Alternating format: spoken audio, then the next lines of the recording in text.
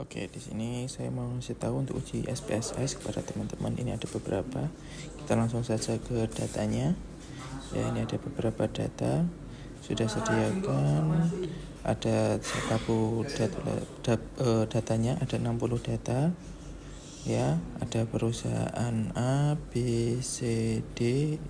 Jadi ada 12 sampel selama 5 tahun. Untuk teman-teman nanti bisa dilihat. Nah, ini ada data 5 tahun ya. Jadi ini ada 12 sampel dikalikan 5, jadi ada 60 data. Terus ada beberapa X. Ujinya X1 ROA, X2 arus kas, X3 profit, dan untuk Y-nya return saham. Oke, langsung saja di sini dibuka SPSS, terus diimport dari Excel.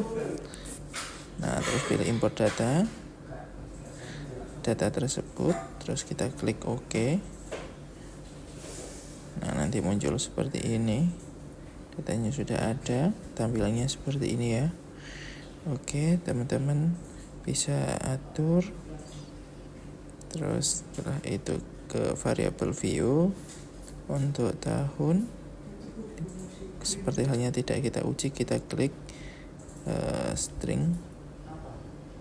Seperti halnya dengan nomor ya teman-teman, nomor diganti dengan string juga. Kalau sudah, kita klik sesuai dengan perintah. Di sini adalah nilainya koma, berarti 2. Dijadikan 2 aja ya desimalnya, seperti halnya pada Excel. 2 aja ya di belakang koma. Oke, terus setelah itu di SPSS-nya kalau sudah, diklik analisis data pertama, klik deskriptif statistik dan klik deskriptif. Nah, ini semuanya di blok. Ctrl A diarah. Terus option, ini klik mean. Sudah tercentang ya mean, standard deviation, minimum, maksimum. Oke. Di oke. Nah, nanti udah muncul. Nah, ini untuk uji deskriptif, status deskriptif sudah selesai. Nah, jadi ini uji statistik deskriptif sudah selesai. Oke. Kalau datanya tidak normal ataupun normal, jadi ini sudah adalah hasil dari uji pertama kita. Terus setelah itu asumsi klasik, klik regresi, diklik analisis, ya kan, regression linear,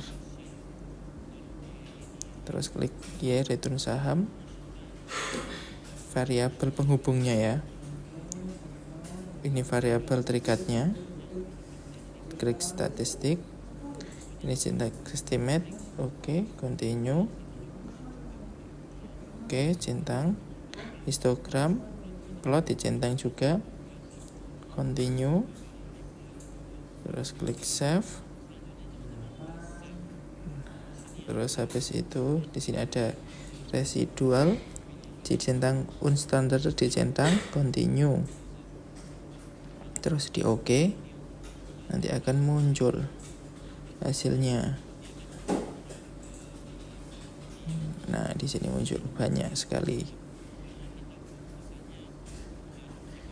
Kita masuk ke uji asumsi klasik ya, uji asumsi klasik normalitas histogram ya, atau normal PP plot atau probability plot kawan-kawan.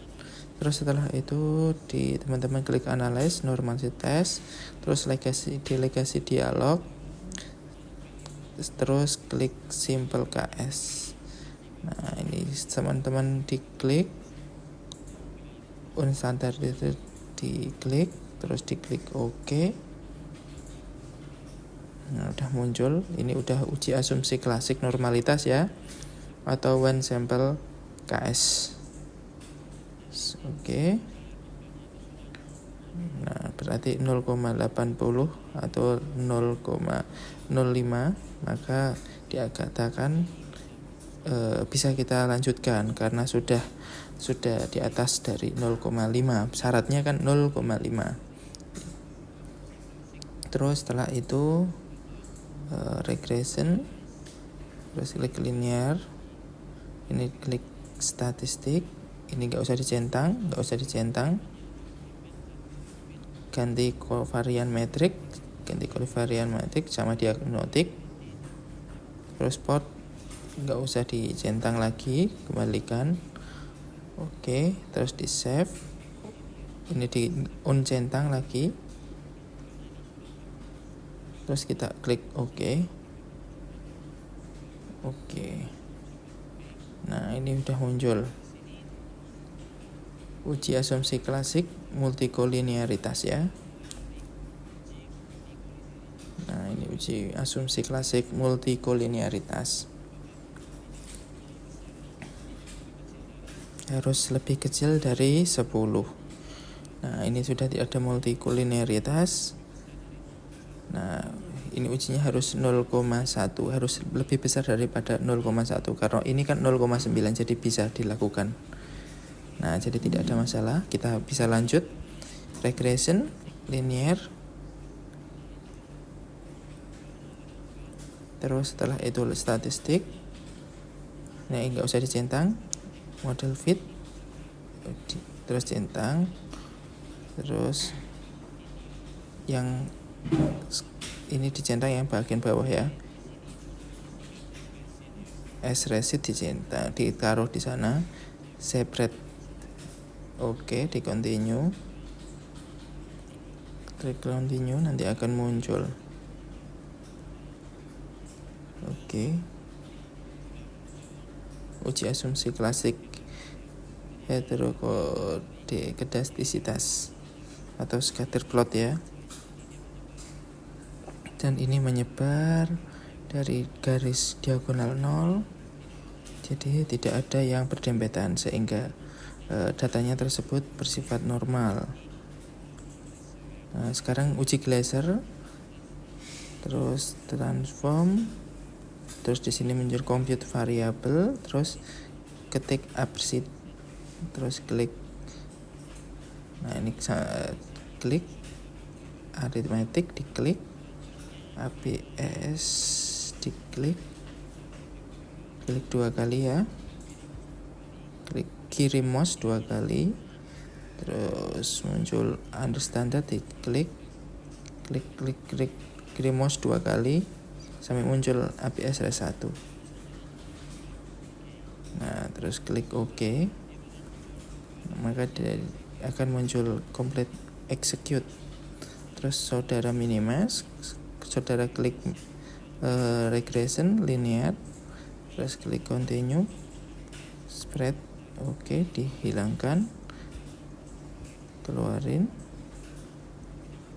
klik continue, sudah muncul angka-angkanya. Ini akan muncul tabel uji Glaser. Nah, jadi mirip dengan regresi berganda.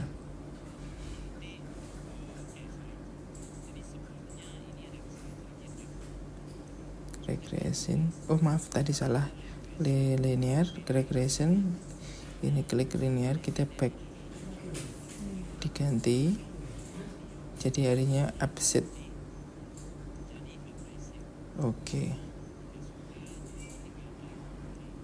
Nah, ini muncul. Ini adalah hasil dari uji Glaser. Jadi yang paling bawah. Nah, uji asumsi klasik atau uji Glaser. Untuk patokannya dilihat di nilai signifikan harus lebih besar dari 0,05. Nah, dilihat di sini. Nah, di sini sudah kita lihat semuanya 0,05. Sehingga datanya bisa dikatakan tidak bermasalah. Berarti ini layak diuji. Nah, klik ke bagian keempat, regresi, analis lagi ke linear regression, dependent, klik return saham, oke, statistik, Terus ini dicentang Durbin Watson sama Case-Swiss Diagnostic. Kita centang saja. Nggak usah dicetak ya, nggak usah. Oke, terus nah ini muncul uji asumsi klasik autokorelasi. Nah ini Durbin Watson. Ini tidak jadi autokorelasi. Nah kita lihat tabel DU bahwa catatannya di sini bisa kita lihat, bisa dibaca ya.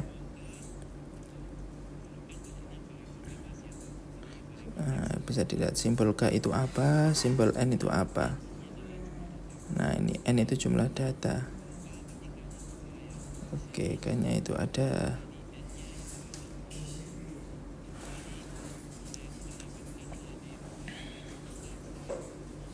1,889 1,7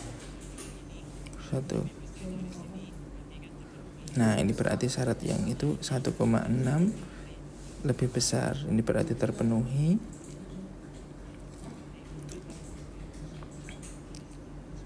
Ini ada rumusnya ya. Ini rumus sesuai dengan buku statistik.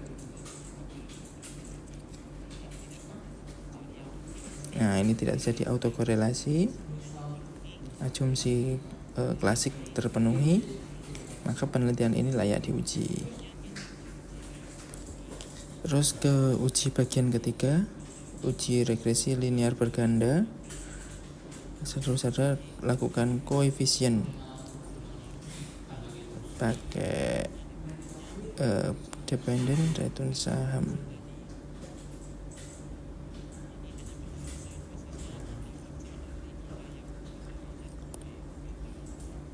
Oke, di sini adalah uji hipotesis. Uji hipotesis ada dua, ada uji T, ya kan? Uji T itu tabelnya hampir sama dengan uji linear berganda. Yang kita lihat adalah T hitung dan nilai signifikan. Nah, saudara-saudara bisa saudara lihat yang tidak berpengaruh.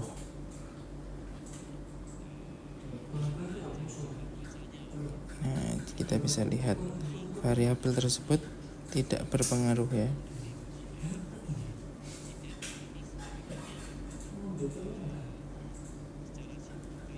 Oke.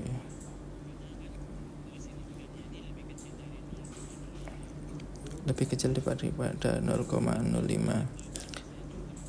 F hitung dan F tabel.